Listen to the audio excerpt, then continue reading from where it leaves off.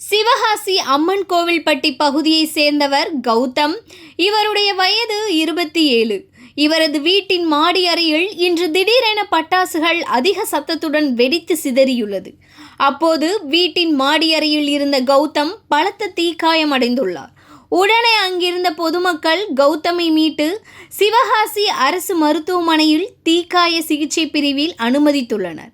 அங்கு அவர் 80% தீக்காயத்துடன் சிகிச்சை பெறுகிறார். சம்பவம் அறிந்து வந்த தீயணைப்பு துறையினர் துரிதமாக செயல்பட்டு தீயை அணைத்தனர். மேலும் அங்கு ஏராளமான பட்டாசுகள் வெடித்து சிதறியது தெரிய வந்துள்ளது. சட்டவிரோதமாக வீட்டில் வைத்து பட்டாசுகள் தயாரித்த போது வெடி விபத்து ஏற்பட்டதா அல்லது ஏற்கனவே தயாரித்து வைக்கப்பட்டிருந்த பட்டாசுகள் வெடித்து சிதறியதா என்ற கோணத்தில் போலீசார் தீவிர விசாரணை நடத்தி வருகின்றனர். ஏற்கனவே கடந்த 9ஆம் தேதி சாத்தூர் அருகே தாயில்பட்டியில் குடியிருப்பில் பட்டாசு தயாரித்த போது ஏற்பட்ட வெடி விபத்தில் 4 பேர் உயிரிழந்த நிலையில் இன்று சிவகாசியில் குடியிருப்புகளுக்கு மத்தியில் பட்டாசு வெடித்து சிதறி ஒருவர் படுகாயம் அடைந்துள்ளது பொதுமக்கள் மத்தியில் அதிர்ச்சியை ஏற்படுத்தியுள்ளது.